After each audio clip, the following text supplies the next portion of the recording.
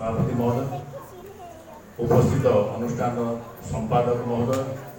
सह संपादक महोदय और मंचासीन उपदेष्टा कमिटी आमर सदस्य बंधु, उत्सव उपस्थित थिबा समस्त अभिभावक अभिभाविका बंधु, अनुष्ठान गुरुजी गुरुमा बंद और मोर अति आदर कुनि कुनि पिला सब आनंदर कथा है। प्रति वर्ष परि आमे मध्य ए वर्ष मध्य आमे क्रीड़ा उत्सव पालन करूँ। क्रीड़ा उत्सव पालन करियार मुख्य उद्देश्य है किछि ज्ञान आहरण सह आमे क्रीड़ा रे भाग नेबा। क्रीड़ार भाग नेबार उद्देश्य यह नुहे जहाँकि आम संपादक महोदय कहते जितवा हारिबा एटा अति साधारण कथा। कहीं सब तुम जान क्लास रे 25 जन पिला पाठ पढ़ु तो जड़े कि फास्ट हम तेणु से प्रति नजर न रखी आम जमी पाठ पढ़ुं सब सेमती खेल प्रतियोगिता केवल आम कृतकार्य होगा से न भाई आम सब खेल भाग ना जहाद्वारा आम शारीरिक और मानसिक स्तर आम शारीरिक और मानसिक स्तर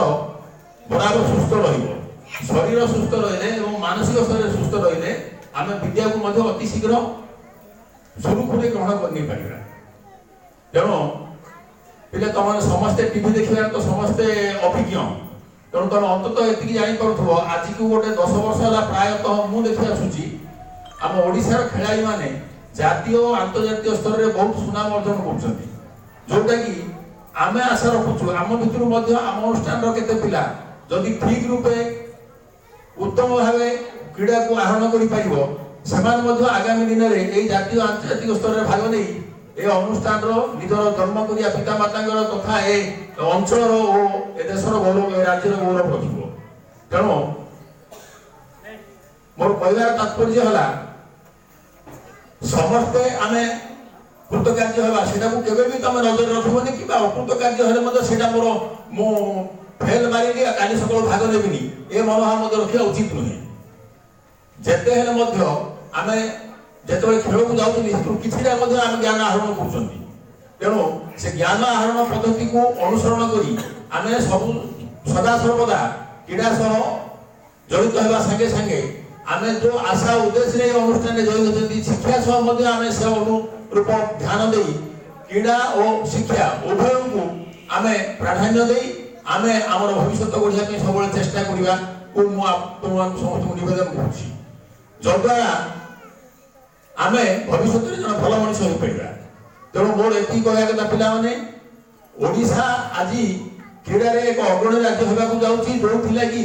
आमर बारवाटी स्टेडियम हो कि भुवनेश्वर कलिंग स्टेडियम हो अधिकांश आंतर्जातिक क्रीड़ा बर्तमान आंतर्जातिक क्रीड़ा मनोनयन कमिटी स्थिर कर। तेणु आगामी दिन में आम राज्यर आम अंचल आम स्कूल पिला भाग ने आम निश्चित रूप परवर्ती समय गौरवान्वित मन करूँ। ए समस्त उद्देश्य को सार्थक करने मुझे समस्त को स्नेहर सहित निवेदन करुँच। वक्तव्य शेष करुँच।